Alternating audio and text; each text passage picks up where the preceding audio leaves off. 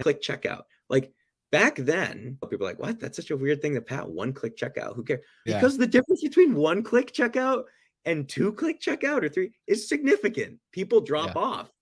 I think the nice thing about the short-term rental space, no, actually all of hospitality, we are all generally users as well. We're hosts, but we stay with other hosts. We're GMs, but we stay at other hotels. And so we can see it from both sides. When things are just easy and frictionless, that's like the key. When things are not easy, when something's challenging, even if people are going above and beyond, it still is just like, oh, okay. And we're spoiled, unfortunately. But yeah, I could go on. But I think that there are a lot of parallels between e-commerce and hospitality.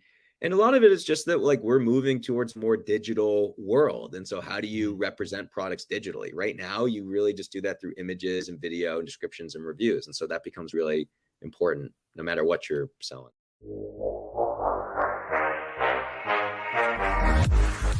You're listening to Slick Talk, the hospitality podcast, a podcast for those who are in and around the hospitality industry who love, live, and breathe what they do. You can join us for candid and unscripted conversations with hospitality experts and founders as we go deeper into their personal stories while they're sharing their triumphs and trials that got them to where they are today. I'm your host, Will Slickers, and you're listening to an episode of Slick Talk, the hospitality podcast. Now, let's begin.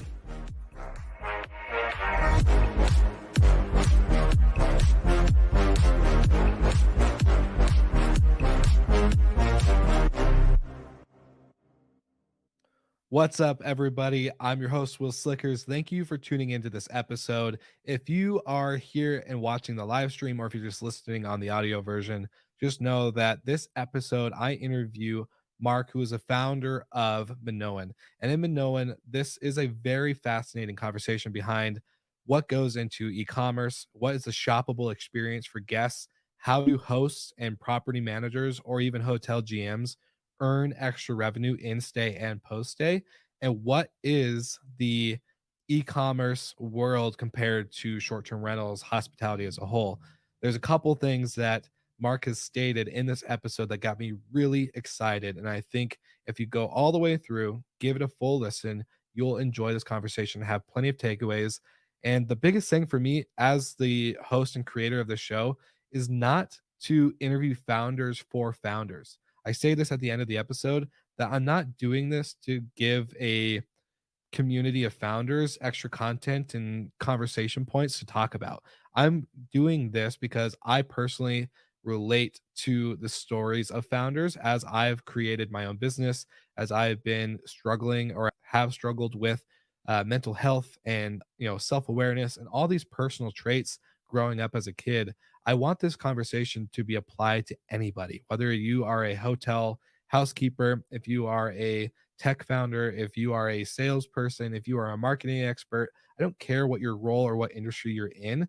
This type of content and conversation for me is to give to anybody. I think it's applicable any way, shape, or form. So thank you so much for tuning into this episode. I really hope you enjoy. This episode is sponsored by our friends at Journey. If you haven't heard of Journey already, you need to go check them out, jurny.com, and go to the link in the show notes. Let them know that Will Slicker sent you. Click on the drop down menu that you heard this from a podcast or from Hospitality FM or Podcast Network, and just do a demo of their unified platform. I think if you are about tech and if you're about systems and operations and building out a really seamless structure for your company, then you need a demo with Journey. Get that done and let them know Will sent you. And if you do, you'll get up to 10 free smart locks for your property or properties, depending however many properties you need or have, then you will get those smart locks for your property if you just demo and sign up. So check them out, jurny.com. And now back to the episode. All right, everybody. Welcome back to another episode of Slick Talk, the hospitality podcast. I'm your host, Will Slickers. And today I'm joined by Marc, who is the founder of Minoan. And I'm excited for this episode because over the last, I would say month or so, I've gotten to get to know Marc and his team. We met up in Nashville for the STR Wealth Conference, and just really been loving the creativity and just seeing the inside scoop of what's happening inside Minoan. So Marc, thanks for joining me on the podcast today. And how are you doing? Yeah, happy to be here. I'm doing well. Having a good Yeah, week, having a good day. So it's I'm up in northern Vermont and it's like perfect weather. There's nothing to complain about. perfect. Well, I'm excited to jump in. I know you and I have talked about your story. You and I actually got to meet some time ago in 2021, which was a whole nother crazy time to Yeah. talk about, maybe for another podcast. But I want to hear kind of where everything started for you. Where's your career begin? Where does your journey, really start? Because I think a lot of the listeners from me to them, I want to tell not just stories of founders, but stories of people that are relatable, right? I think you have a really unique story, and you started off in a proper spot. You weren't just some guy who came up with an idea randomly and never, had any experience. So, Yeah. yeah, let's dive in. Yeah, sure. So I'll try and quickly zip through some stuff. My first job out of college was a BDR, which I didn't know what that meant. People in sales will know what that is, but a company called CEB. I was basically, glorified cold calling, trying to set up sales meetings, which I hated. But when you make like 200 dials a day and you catch an executive and you have like 10 seconds to make a pitch and try and get them to schedule a meeting, you develop some pretty good skills that I've carried with me. And so one thing I always tell people, it's not like sales is not glorious when you start out. It's a lot of rejection, but I think it like builds really strong foundational skills, particularly for folks who want to be entrepreneurs. Yeah. While I was at CEB, I got a call from a friend who had just joined a company called jet.com, which was a new e-commerce marketplace. I always loved startups and entrepreneurship, and I was really excited by the idea of joining this company that had a lot of money. Was I think when I joined, it was like 50 people. So joined Jet. The company grew. So when I joined, it was 50 people. Within 2 months, it was like 200 people. Jeez. We launched like 5 months after I joined, and then 10 months after that, we were already doing $80 million a month in GMV. So it was insane, like hold on to your horses type of Yeah. company. I learned a lot there, which I can talk about in a little bit. And then the founders of that business, Marc being the founder, they sold the business to Walmart I think August of 2016. And then I went over to Walmart as part of that acquisition. I took over a $400 million business in e-commerce, managing a section of sporting goods, basically. Wow. Spent a lot of time optimizing experiences on websites in e-commerce. Spent a lot of time with the team in Bentonville, the stores, sort of brick and mortar side, working through like how to set the modular, basically thinking like what products go where on the aisles and the end caps. And that was sort of where I had the idea for Minoan. I was like, man, the best product experiences, like they don't happen on screens Mm. and they don't happen on shelves and aisles the way they do in like a Target or Walmart or these stores. They happen in real moments of use. Um, yeah. And one of those ideas that like you think about it when you're in bed and then you're like, I can't go to sleep, and it's like you start writing stuff down in your phone. And after several months of that, I decided to take the leap and get it going. I love it, and there's a lot to dive into, which we will. I promise. I wrote it down, but I always love to ask this question to founders who went to college. Do you feel like college was something that you thrived in, or was school just something that really, I don't know. I barely graduated high school. I always say I Yeah, just don't learn that in that type of setting. I'm very much hands on. Like, got to do it. Got to figure out myself. What was that like for you? I was a better student in college than I was in high school, which I think is rare. I think I'm a big believer in education. Do Mhm. I believe that that needs to be structured in like a university or a college? No. I mean, I'm like, dude, I read books with a notepad next to me. and I write stuff down. Like I'm reading a book called The Body by Bill Bryson right now, which is like fascinating, crazy. Our bodies are so complicated and incredible. It's like the most incredible technology, you know, in the world is in us. And I'm You on say like it's I write like by 20 Bill pages. Bryson? Bill Bryson, who's a great author. Bryson. Yeah. Cool. And so I'm still reading books and writing stuff down. And that's not in a structured curriculum or a structured. Yeah. Did I do well in that environment? I think I went to a college in the University of Michigan that I think did a really good job of getting me excited about learning. I don't think I was as excited about learning in high school. I was much more excited about hanging out with my friends and playing sports. But I think Michigan did a good job of getting me excited about learning, and so I benefited greatly from that. But if people can get there on their own, I mean, we have access to Yeah. so much. Like we have access to more information than any generation ever. Um, and so I don't think that it's fully necessary. I do think what's necessary is the love of learning and the motor to go out and learn new things, and some things that you can't learn at all. I mean, a lot of things you can't learn at all in the classroom, but like learning how to deal with failure or adversity, which I think is really, really important, particularly in entrepreneurship. I mean, that's what you're signing up for. You're basically signing up to just, you know, get your face pushed in the mud every day and have to figure stuff out. And so the more you can get used to dealing with that well and humbly, I think that's what's really important. So I think not for everyone. Yeah. Helped me out, but I don't see it as like a requirement for No, for working sure. here. Because yeah.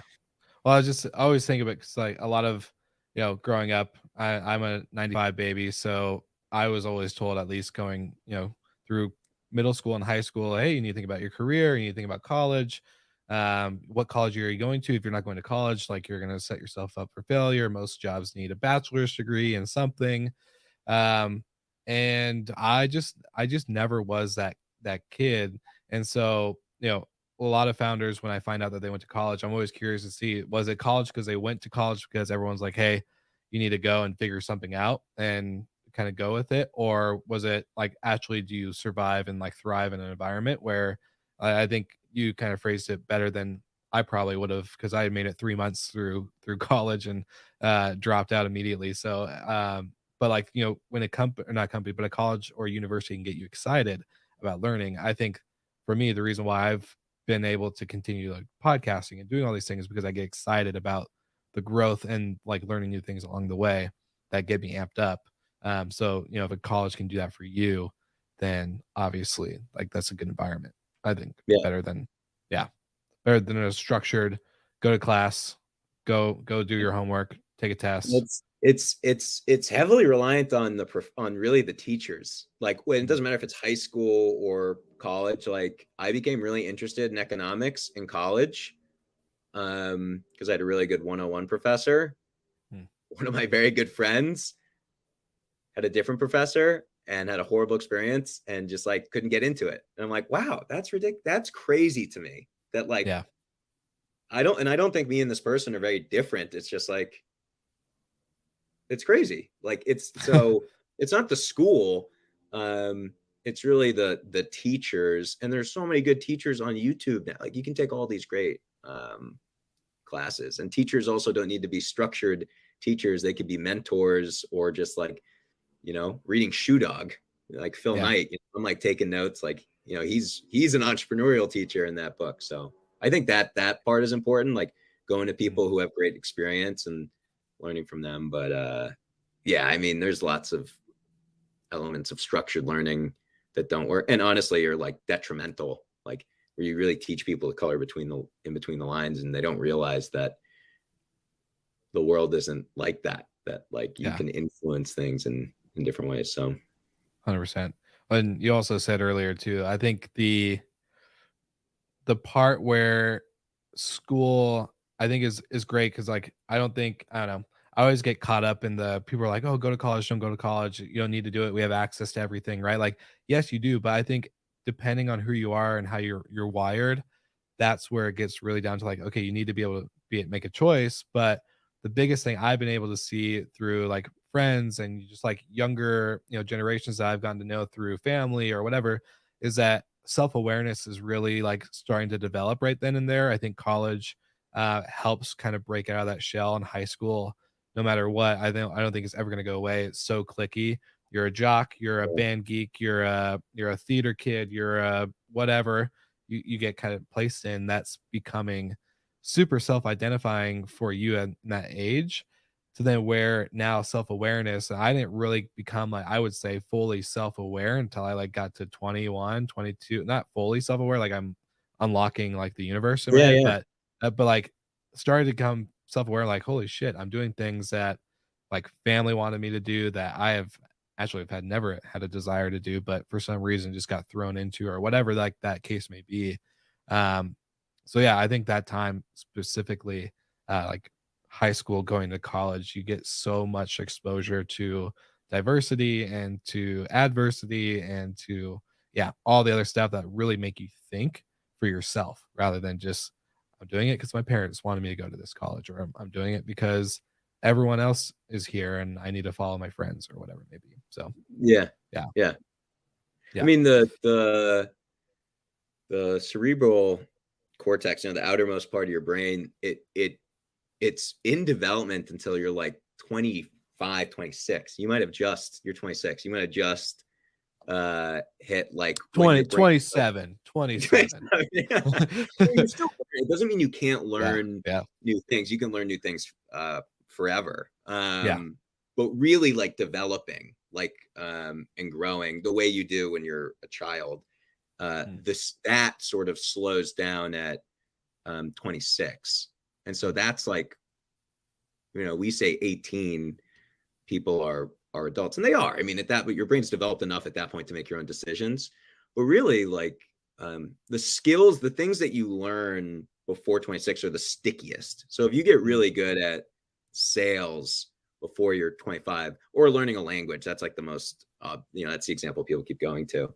yeah, Um, and so a lot of those years are when a lot of people um, go to college. But man, we could do a whole pod. I'm so seriously, passionate I'm so passionate about education, and like, so like things that are wrong with it. It's so freaking mm, expensive, and it's not a good, like, it's so important to our just country overall. Like education levels are one of the largest um indicators of like economic power, and mm, obviously leads to like, technological innovation and stuff like that. And so I'm a big believer in just accessibility of education, and I don't like the idea of having like really good professors in this one little room where they can talk to 200 people. I'm like, open them up, let yeah. everyone learn, like make it accessible to everyone, and then the people who can get the most out of it. And so, yeah, we'll save that. Maybe Yeah. we'll save that for another. Yeah, I was gonna say we'll definitely have to do like a part two, like behind the scenes glimpse of like just a rant on all, because I agree. I think, at the end of the day, if you have 200 people in a room with all the best professors, guess what? If you exposed it to the world for free, or even for just $10 or whatever, like a Yeah. super low amount, guess what? Most people still won't even act on that. So the fact that like it's gonna be what the person takes away from it and how they apply it, rather than like closing it off. Because if you make it harder to get, guess what? It's even gonna be less of a, initiation to actually engage with that type of content anyways. Yeah, So people don't yeah. people I used to be intimidated by the fact that all this information is out there and like accessible to everyone. I'm like, shoot, like everyone has this. How do we? And then like as I got older, I sort of realized that like not everyone, just because there's more information out there doesn't mean we all get smarter. Yes. And Yes. just taking the time to go in and really learn. I mean, in early on in Minoan, I got in touch with a professor at the University of Wisconsin, Joanne Peck, who studies haptics, basically, and proprioception, basically the study of touch. Because one of my hypotheses was that I feel like when you can get someone to touch and use a product in retail, I think that conversion goes up. I think that willingness to pay goes up. I think that it becomes much more powerful. And I was like, well, I don't actually know this. I need to go and find somebody who knows this. And so I did a bunch, Mm. ResearchGate is a site you can just look up articles. And so I found this professor, Joanne Peck, who studied this stuff, who studied all these studies where you put a coffee mug, in front of someone, and then half the people can actually touch it and use it, half the people can't. And you sort of study what they're willing to pay, how much they remember it, anyways, super interesting. I reached out to her. She was like, wow, no one reaches out to me. No one's no one's interested in what I'm doing. Like, I have students who pay to come here who aren't even this interested. We built a really good relationship. She ended up sending me a PDF of her textbook, which I Wow. read. I read cover to cover. I didn't even read textbooks in college.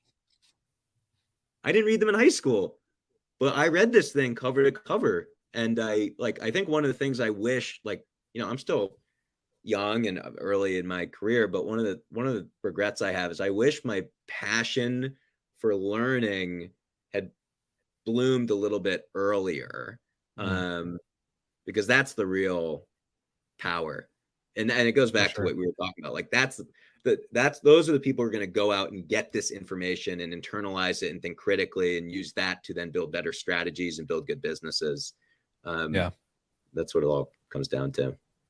That's super fascinating, and I want to get like we're going to tie this all in together, but for everyone listening, we've kind of covered, jet.com, getting into Walmart e-commerce, and kind of this idea, right? Like you had this idea for months, you're writing ideas in the notes, you can't sleep. What is Minoan for anyone who were to go to the website today? Because I'm going to use what you're saying now to tie back into some more really good Yeah. questions. So So, yeah. we call ourselves a native retail platform, which is about building real world shoppable experiences. And basically, what we built is a platform where hosts can come and purchase products from 200 name brands at very steep discounts, all in one portal where you can see like everything in one place. So stuff from Crate and Barrel, stuff from Public Goods, stuff from Wayfair, stuff from Article. It's all in one place. You can see the budget, when it's going to ship, consolidated, and then check out and save a bunch of money and basically just track everything in one place. And then what we do is we take those products you've purchased, we pipe them into a shoppable experience. Like, it's almost like think of like a Shopify store that's custom built for your listing or property. Mhm. And we build these nice little powder coated like note cards that'll sit at the property for the guests that say, hey, found something you like or want to learn more, scan here. And we let them buy the product salon, or if they're loving the mattress they've been sleeping on, if they're loving the coffee maker, they're loving the coffee beans, they can buy it through Minoan. And so it's almost like B2B to C, getting these products into these hospitality environments where they're creating really meaningful moments, and then using those moments to then create moments of inspiration with guests where they can buy products that they really loved using during their stay. Yeah. And for a lot of people, I think, especially for the listeners that have been listening to the last few episodes that we've had, I think a big topic that we've been seeing within hospitality as a whole, not just short term rentals, but short term rentals obviously is really applicable to this, is that we are no longer as an industry looking for to fill up our calendars. We don't need that. That's not the Yeah. issue. It's not getting nights booked. It's getting inventory and then it's making extra revenue outside of the nightly rate. And so like we had the founder of Oki, which is a European based hotel upsell platform. And then now we've had we were at High Tech in Orlando where we're working with Utip. So Utip is a contactless appless tipping platform, helps increase KPIs and ROI for your properties plus your retention on employment. So I think it's a very much needed thing, right? Like if you're in a home or a vacation rental or even a hotel room, we've seen Hilton do it.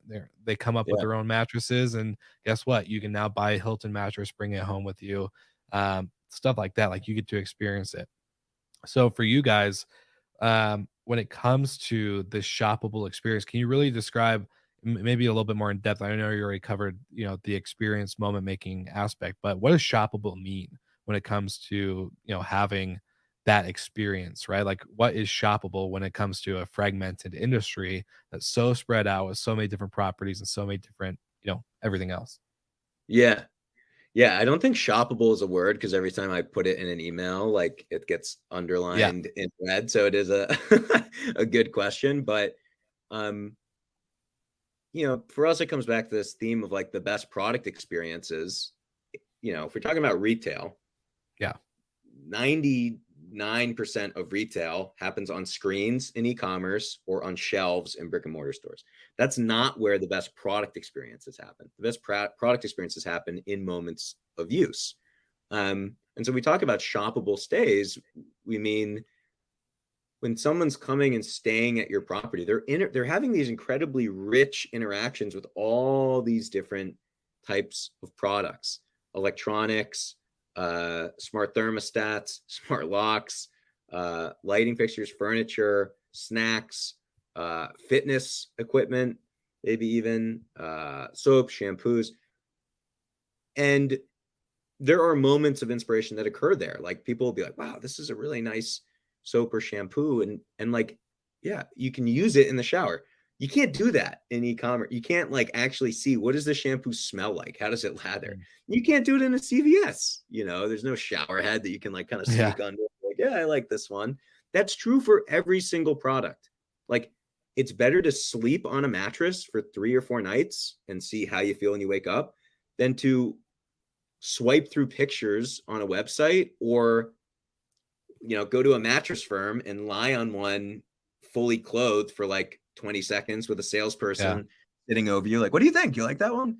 Like that's not the right way to do it. And I think that's true of any product that exists in the physical. Better to sit on furniture than to look at pictures of it. It's better to listen to music that you like on a speaker in a space.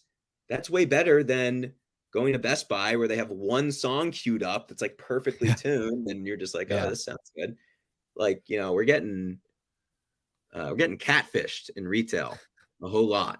And so that's what we mean by shoppable is these like real moments. You can really see if you like something. And if you like it, we make it really easy for you to buy it. And if you don't like it, no sweat off our back. We're not in your face. We're not NASCARing the space. There's not price tags hanging over. It's just a very tasteful, sort of simple guide that if you scan it, it opens up this world where you can look around and be like, oh, that's what that TV, oh, that's what that is. Oh, that's really cool. Oh, that's what that smell is. I love that candle.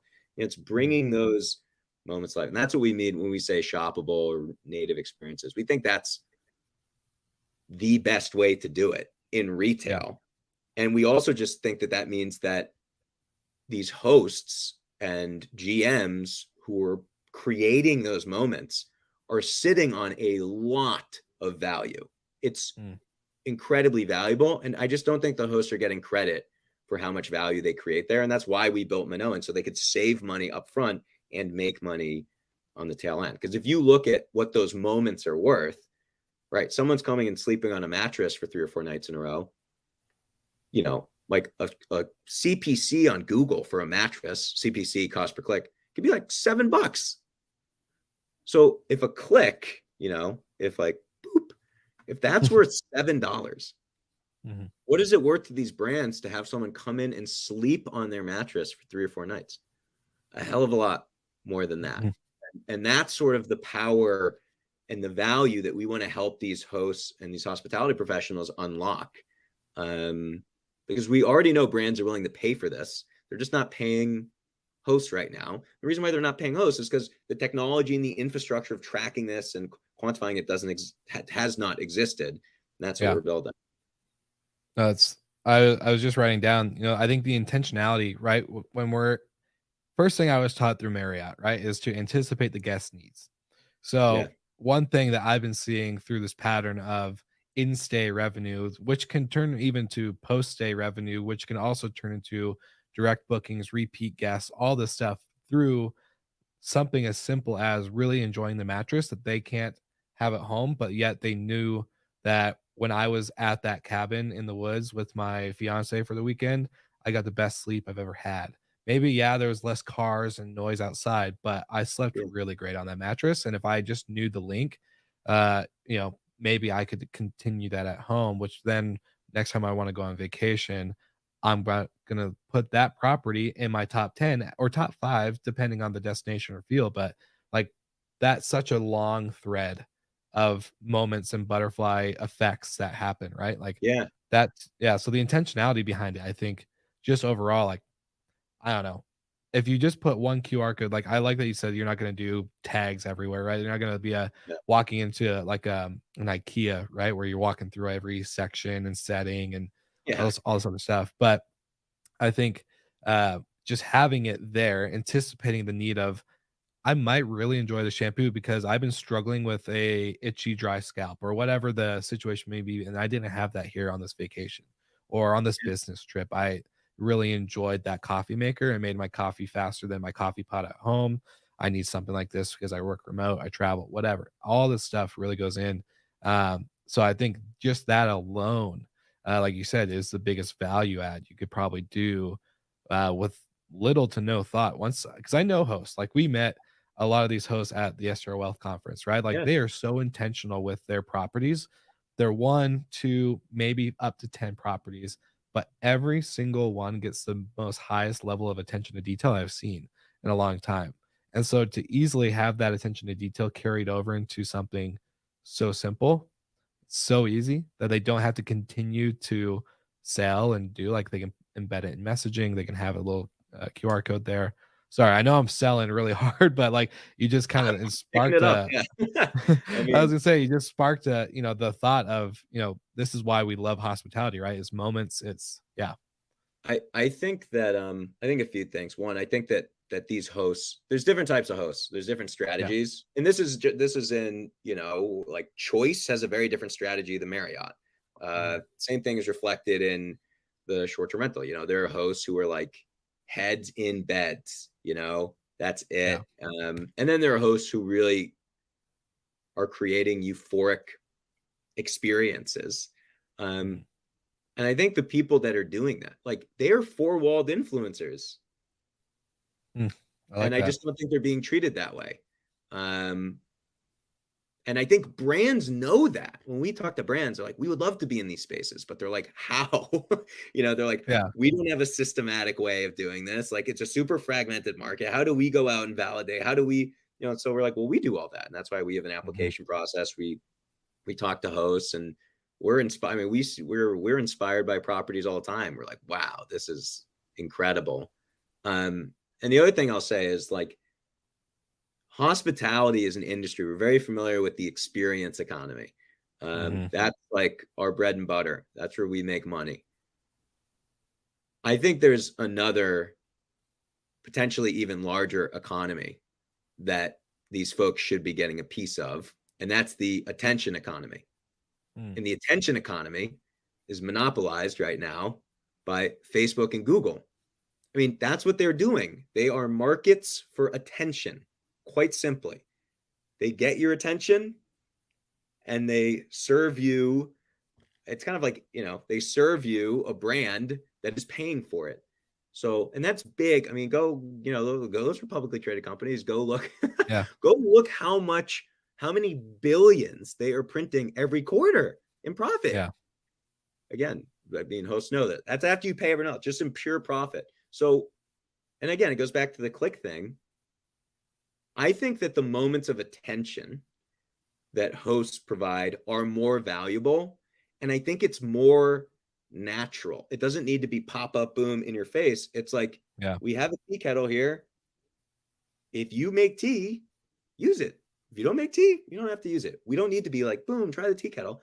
It's like yeah, everything there is there for utilization. It's just like it perfectly meshes in. And so when you talk to brands and the types of moments they want to create, it aligns very much with the hospitality space. And when you look at what these professionals are already doing, it's like all day, it's already there. It's just yeah. not being reflected, it's not being priced in yet to what hosts are paying and what they're getting back from these brands. And that's what we're trying to fix. 100%. And I want to bring up a quote from a earlier episode with Evan Dalgo, who's with Jarvis ML. Um, he said in his episode, he comes from a heavy real estate but e-commerce background, and he Yeah. said short-term rentals or hospitality is not we're not we're not in the hospitality industry. We're not in the real estate industry. We are in an e-commerce industry. If you look at Airbnb and how they built their platform and all this other stuff. So for you guys at Minoan, when it comes to, e-commerce compared to short-term rentals, do you guys see the same similarity when it comes to, obviously you do within the home. I love the four-wall influencer, market, but for a guest, do they see travel, right? When I see TikToks and Instagram reels and all this stuff, right? People are, I'm traveling, I'm staying at this Airbnb. Granted, I know there's a lot of people that hate that term of being called an Airbnb, but let's Yeah. just say from the traveler, the consumer's perspective, right? They see it as travel, but I know these tech companies like Airbnb see it as e-commerce, right? They're heavily focusing on pictures right now. They're not focusing on titles and descriptions anymore like they used to. They're making it click, click, booked. Literally 2 clicks, you're done. Instead of when you go to a direct booking website, it's fill in your name, fill in your last name, your address, your credit card, your email, any people you're traveling with. I agree to the terms and conditions of this booking, blah, blah, blah. Like that's already 10 clicks before getting to the actual pay now button or book reservation. So what are you guys seeing when it comes to e-commerce comparatively to short-term rentals? I think it's very similar. There's a lot of unique things in hospitality that you can only learn from working in the space. When we talk to GMs and hosts who've been doing this for a while, there's a lot of like sort of knowledge that you build up from experience. But if you look at let's just do a direct comparison. Like, what makes your product successful on Amazon? How they're merchandised, the images, the reviews from your peers, and then your post-purchase experience, basically, which feeds back into the reviews. Mm-hmm. What about on these OTAs, on these sites? You're selling images. Mm-hmm. And the reviews are how people learn about, and ultimately, it doesn't matter if someone bought something on Amazon and if they bought a candle and they're like, this thing sucks, I hate it, and they didn't write a negative review, it doesn't impact the sales. Same thing's true in the OTA. You could have a guest that has a horrible time for one reason, or maybe they're just not good guests. If they don't leave a negative review, like it doesn't, so there are lots and lots of parallels. And the thing you said also about just friction and reducing clicks, there's a great book called The Effortless Experience, which is all about customer service, and really interesting. This Matt Dixon, who I used to work with at CEB when I was a lowly salesperson, lowly sales rep. I was not even like the cold caller. The big takeaway from that book is you get a lot more benefit from just being easy to use than like over the top service. Like the benefit of over the top service is there, but the benefit of just being easy and frictionless is significant. And so that's why it's called the effortless experience. It's like, instead of focusing your customer service org on like a surprise and delight, or I forget what that is, like, you should just be focusing on making things really, really easy. Because when we do customer service surveys and they see this across all these companies, that's what people really care about. That's why Amazon patented one-click checkout. Like back then, people are like, what? That's such a weird thing to patent, one-click checkout. Who cares? Because the difference between one-click checkout and two-click checkout or 3 is significant. People drop off.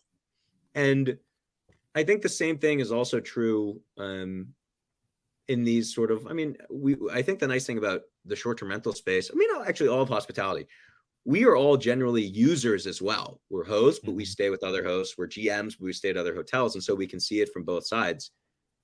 When things are just easy and frictionless, that's sort of like the key. When things are not easy, when something's challenging, even if people are going above and beyond, it still is just like, oh, okay. And we're spoiled, unfortunately. But I could go on, but I think that there are a lot of parallels between e-commerce and hospitality. And a lot of it is just that, like, we're moving towards more digital world. And so how do you represent products digitally? Right now, you really just do that through images and video and descriptions and reviews. And so that becomes really, really important no matter what you're selling. 100%. And I don't think my roommates listen to the podcast, but if they did listen to this episode, they would make fun of me because comparatively, I am the guy that goes for convenience over price or service, right? Like Yeah. if I'm in New York and it's easier for me to call an Uber than it is to wave down a taxi, even if the taxi is cheaper, I will call an Uber. I will do it. Yeah. I'll 100%. I don't care. I want easy. Yeah. And so I'm all about convenience versus price, anything. And I think, coming back to the statement earlier, we're in the attention economy. This is something like even we struggled with as podcasters in our network. Like the question I get asked is like, how long is too long of an episode? Like I'm like, I don't know. I have episodes that go in like hour 30 minutes and people still listen. So Yeah. obviously the attention's there. But then we have a podcast that's 10 minutes long at most, and it's obviously still thriving great too because people can get easily give up 10 minutes of their time. Yeah. And so I think, when it comes to even e-commerce, right? Like I'm a Amazon Prime member, so I know that when I see the buy now button and it'll be there tomorrow, all I do is this swipe and it's Yeah. done. I don't It have to keeps like, getting easier. It's yeah, crazy. It's like it really keeps getting easier and easier. And that's the secret. I mean, that's what the best companies know. That's why they spend so much time on making it 0.1% easier, because that's mhm, what wins. And we spend a lot of time, I mean, on our business when we're talking about hosts. It's like, yeah. I was just gonna how do ask, we like, make what do this you guys? easy? Yeah, I Yeah, mean, the I things was that are gonna say, not easy is when people are when you're furnishing, like if you're furnishing a 2-bedroom rental from scratch, you need to buy like 175 items or something like that. It's yeah, crazy. All the plates, everything for the kitchen, everything for the bathrooms, all the decor. The way people are doing that currently is, if they're organized, they're doing it in a Google sheet and putting links in and putting in the price, and that's how they're tracking sort of budget. What they're not having an easy time tracking is like ship dates, yeah, especially if you're ordering across 20 different brands. Like if you're getting 170 items, you're likely getting them from a bunch of different places. And so then mhm, it's like, okay, well, when will this get delivered? When will this get delivered? And how much does it? Okay, so add this cost to that cost. And then, okay, now tracking. Tracking. yeah, Okay. yeah, How's tracking done? They're going to send me a tracking link. Okay, so now I have to track emails from 20 different suppliers and all the tracking. And so that's why we really focus Minoan on just like, there's technology. You can build technology to make this stuff easier. There yeah, there are ways to integrate with the carriers and drive automated updates on tracking. I mean, that's what a lot of these retailers do. There are ways to bring in shipping and discount pricing information all in one place, even if it's 20 different brands. And so we're really, really focused, really relentlessly focused on ease of use and value. So make mhm, it as easy as possible to do this stuff. Hosts, GMs, they got a lot going on, a mhm, lot going on. How do we make the ordering of products as easy as possible? Like set it and forget it. And then the yeah, second one is value. We really believe that the moments that happen between people and products in these spaces are incredibly valuable.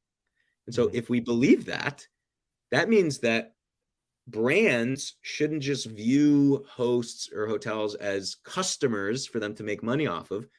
They should view them as marketing partners to help them reach more potential customers. Those two things have a very different economic relationship. And so how yes, do we go and beat this drum with brands and say, hey, you need to, and they're like, but our margins. And I'm like, I know you're not going to make a lot of money. You're not going to make a lot of money getting into the hotel, or the property, but you're going to get all these people coming in and using your product. And then we'll sell it there at full retail. So you make more money there. And so, ease of use and value. It's like what we're really trying to obsessively focus on. And we get really good feedback from hosts that use us around both of those things, but we're very ambitious and we want to make it even easier. I mean, when, obviously we talk to a lot of hosts, you talk to a lot of hosts. When you get the hosts that get beyond a certain number of properties, the thing you hear about over and over again is systems, the importance of having mhm, a system. You need to have a system for cleaning. You need to have a system for acquiring and evaluating properties. You need to have a system for pricing. These things that work in a 1, 2 property, 3 property, they do not work when you get to 10, 15, 50. You need these mhm, machines where things happen and you maintain the system and the system grows. You also need a system for maintaining what you order and the inventory you hold in these properties, the ordering process. And that's where I feel like we've seen a lot of gaps with really good hosts. I mean, prolific, institutionally backed short-term rental companies with tons of money in the bank. And they still don't have a good system just for ordering stuff. You know, it'll be like, oh, we have 5 people whose full-time job is to add items from a cart to Amazon and ship them to a property. Seriously. Full time. That's what they do. Full time. Wow. Yeah. Why? You know, like technology has been built to solve these problems. No one's just done it. I don't know why. No one's decided to do this in hospitality. And so, yeah, that's what we really want to.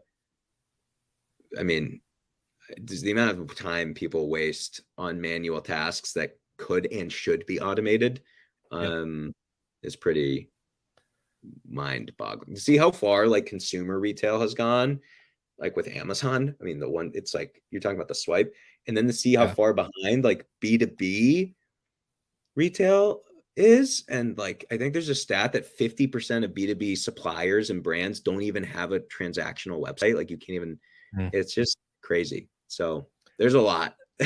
There's a lot for us to solve, but right now it's like make it easy, offer good value, make it really easy, offer good value, and then you know we can build on from there. For sure. And the way I kind of look at it is like getting into the industry. As when I was a front desk agent, I always asked the question was like, why are we doing all these checklists? Like why can't the property management software do this for us? Then my managers would give me some excuse. This is how it's done. The software is how it is, blah, blah, blah. Okay, great. And then that was the similar. And I thought it was just maybe the hotel, right? I was like, okay, it's a big property. We have to, do all this stuff manually to check our, cross our T's, dot our I's. And then I go to another property. And then I go to a restaurant. And then I go to another property. And then I started becoming a manager and still seeing the same stuff on accounting and revenue management. All this. I'm like, wow, we like the way I've looked at it is that hospitality, especially on the B2B side, is the redheaded stepchild that doesn't, I would say, has not had any big innovation in tech until Airbnb came along. And that, like, some of my listeners may hate that statement, but I think we have not been innovators or the emerging industry for any real technology comparatively to Amazon's and the other companies outside of our industry. Yeah. I mean, it's a great, I mean, love it or hate it. Like the industry has been around for a long time. I mean, we did a conference, a local conference in Vermont we like to get involved in like the state associations and work with them. And so, it's like, some of these hosts, it's like, they're like, we've been a host for 50 years. It's like, they were hosts before Brian Chesky and Joe Gebbia were like born, right? So they didn't invent the category, but they did bring a frictionless aggregated experience to the industry. And clearly that's what consumers want. I mean, they're voting with their wallets. That's what they want. And obviously, there's Vrbo and HomeAway, that like, they're not the only ones, but clearly they have the biggest consumer audience, which just means they've built something that consumers really value. And I think it's a very valid statement you made. Yeah. Well, I was gonna say no digs to Vrbo or HomeAway or any of those other companies that were before Airbnb, but they just did it right. I'm sorry, like Vrbo was not the easiest to use. It was very, again, still one of those things, like it was really the only platform, right? So it was like, okay, we have to get on because this is where travelers are. But then Airbnb comes along and it's so simple and so searchable. I think, that's a whole nother topic. Again, you and I would probably go on a rant on is the searchability. I think, Google, like everyone used to go to Google and what is blank? How do I blank? Right? Very big, broad statement or searches. Now I would even put money on that. It's becoming more and more micro. Searches are becoming more and more detail oriented. So that way now when we're searching for things, you're getting less and less search results because of the detail put into the search. This is just like from us having like 2,600 episodes on our HFN website. I'm realizing through like search activity, it's not just like people typing in housekeeping or typing in technology or typing in certain bigger, broader statements. They're really going to the micro status of, how do I prevent my housekeeping turnover? Literally, that would be a search statement. Getting Yeah. so micro comparatively. So I think it's very interesting to see, you know, the e-commerce place of, Airbnb to shoppable experiences that are not only virtual and digital, but in real life. Like this chair could be at an Airbnb property, and I could, easily scan it from a Minoan store and go home with it. Not go home with it, but you know what I mean. Yeah, Um, maybe one day. so Well, we try to yeah, ship it to you to make it again, yeah, making it easier. If you want to leave with it in your truck, maybe. yeah. But yeah, that's kind of my whole rant on just I think the way that consumers consume is going to is yeah, like the way you guys see it too. They're voting with their wallet. But I also say like they're getting more and more micro oriented, right? Like people know what they want now. I think stuff has been around long enough that we don't need the broader not I can't say don't need. We don't need as much of the broader search. It's much more in the micro faucet, I guess. Yeah, Yeah. it's pretty incredible. I mean, to think about like going from looking things up in encyclopedias and Yeah. True. like that was, back then it was like, wow, the whole world's at Yeah. your fingertips. I mean, people would sell those things door to door. Seriously.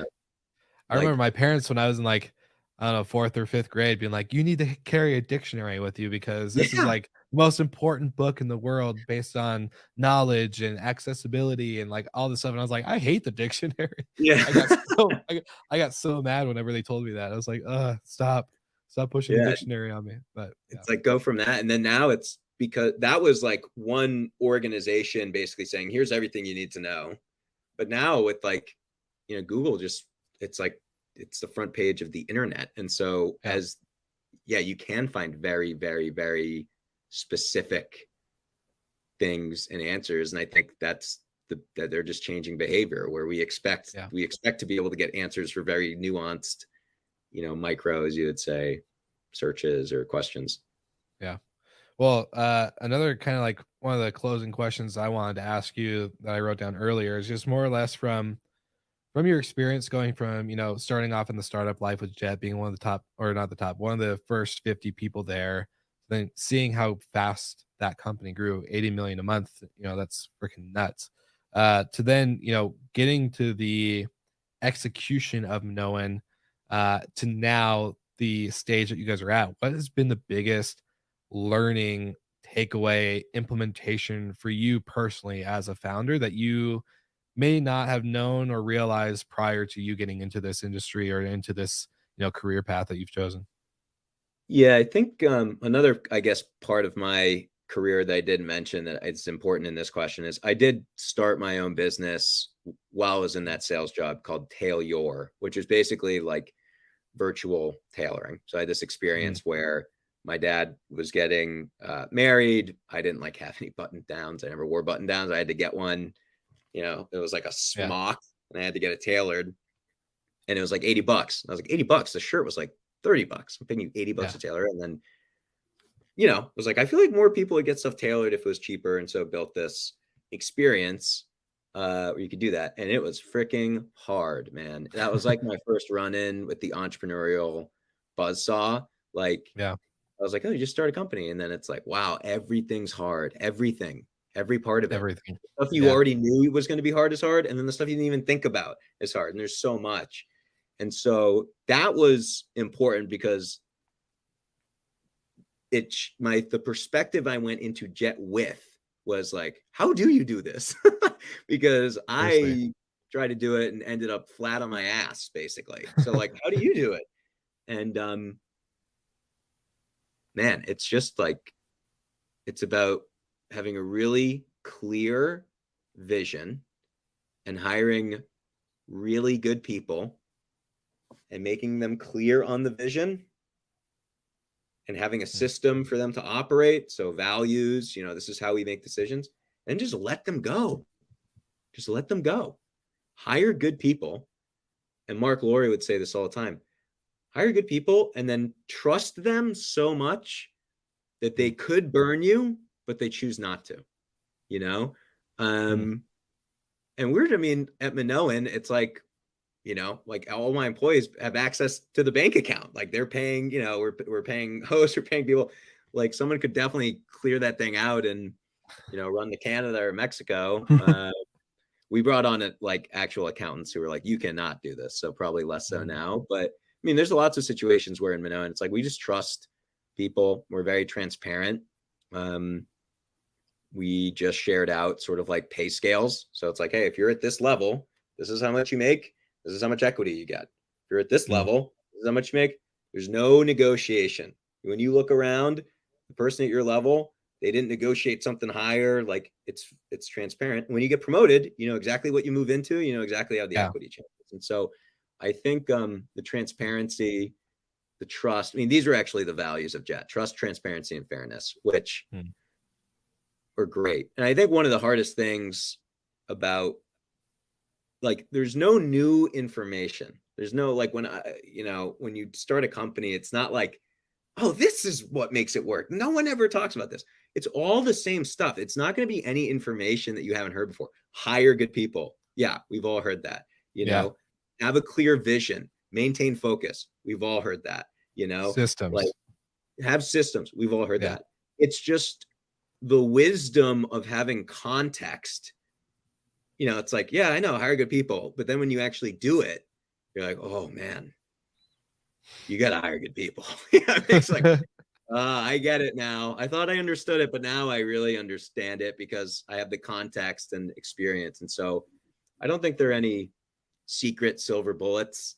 There's no information that I could share out that aren't already tons of blogs and stuff. But what I will say I learned at Jet is, like, you got to be bold, and you got to be fearless, and you got to kind of just like hold hands to the people with your left and your right and just march forward through whatever.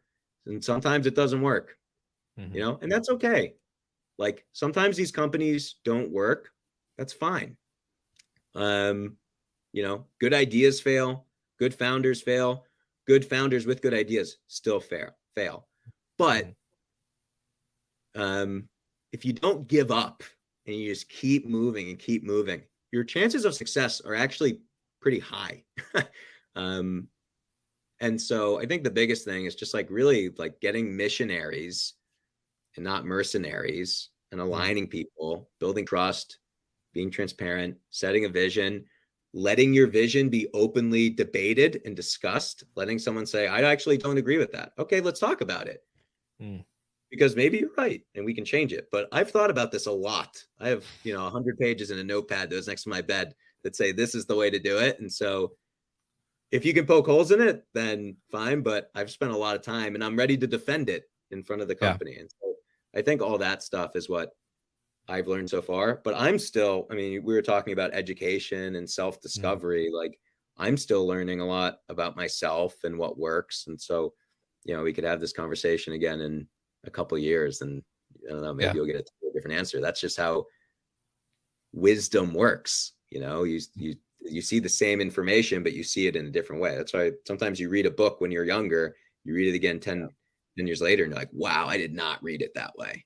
I did not read it that way the first time around. Book hasn't changed, but your perspective has changed. And so I think that's true of everything. 100%. I was gonna say, I love that question because of the context behind the answer. That you said it perfectly. There's no secret behind what makes a successful company or founder. It's, you hear the same things over and over again, but really the context of, like, again, you said it perfectly. Hire good people. Yeah, everyone's heard it, but I also, like, just like you, I didn't experience that until I hired Claire and Michael on my team. It was like, holy crap, like this is what it's like to have good people. I'm not putting out fires every 5 minutes because you guys are literally running with the passion and mission of, like, what has, the trust aspect, right? Like, trust them enough to, like, they could rob me if they wanted to, but they don't. Like I think that's, like, incredibly important because I've never had that as an employee myself. I never had a boss trust me enough to run with things. Every time I tried to run with something, I was shut down. It was like, hey, no, we can't do that. Why would you give this guest a $25 discount or whatever the things may be, right? And so to like learn it oppositely, if that's even a word. Yeah. To learn Check the dictionary. Okay. I was like shoppable and oppositely are going to be the words of this podcast. But to have that opposite experience, I think again it just goes to show that the context behind the lessons spoken is really the lesson learned, right? Like I don't, Yeah. again, you can't, like, the top 5 lessons of entrepreneurship: hire good people, do this, do that, blah blah blah. Great, they're out there for free. You can look it up on, like you said, all these blogs, all these things. But until that context is applied, then I think that's when you really learn kind of like the whole lesson behind it. Yeah, people who are looking for the silver bullet, I'm sorry to disappoint. There's not going to be one, but reading those things and learning those things, then when you experience it, you're like, oh, okay, it really sticks. Like Whereas because click. doing that, yeah. How do you know that? The light bulb. Yeah. Oh, the light bulb. Yeah. Sorry, this means understand in sign language, and I thought you were I just also I also do sign. So Oh, okay. that but that for me is always like oh shoot, like I'm deaf. So for all the podcast listeners, actually, I've never said this publicly on the show. I'm actually deaf in my left ear, and I took ASL in high school. So I actually practice sign a lot, and so understand. Yeah, it's very. Dude, you want to know something else? My mom and my sister are deaf, so I grew up signing. So I also I'll do the next one in sign language. I was gonna say my sign is gonna need more practice. A lot. Oh, that's pretty good. Yeah. So anyway, it's a whole another episode, but I was way better back in high school when I actually practiced it on a daily. But yeah, I mean, it's still sticking. Yeah, we get it. We should. My fiance is learning now, so that'd be really interesting to do a podcast in all sign. Anyways, I'm going to think about that one for a future.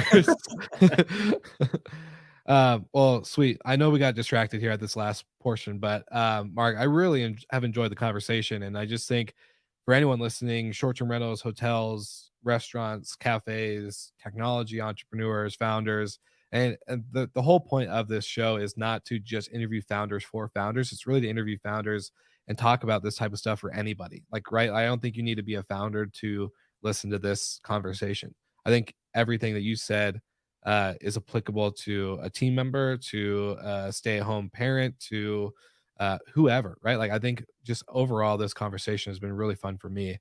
So I just want to say thank you for just being open and transparent and coming on and talking about Minoan. And yeah, it's just been really cool. Yeah, I love that you said that, because the reality is the only difference, the only thing that makes the founder is they're just the person who set it up. But I think in terms of mentality and the approach, like, this stuff is just true of anyone. So I think that's these are things that we push on our team. It's part of our culture from top to bottom. So yeah, I loved it too. That flew by. Wow, that's great. It seriously did. Well, for all the Slick Talk listeners out there, if you're watching the live or if you're listening on the audio version, check out all the links in the show notes. Make sure you like and subscribe to everything Minoan. Connect with Marc on LinkedIn or any other platform that we link into the show notes. Really appreciate everything. Again, Marc, it's just been really incredible. And for all of you listeners and subscribers, we will see you guys all again next week.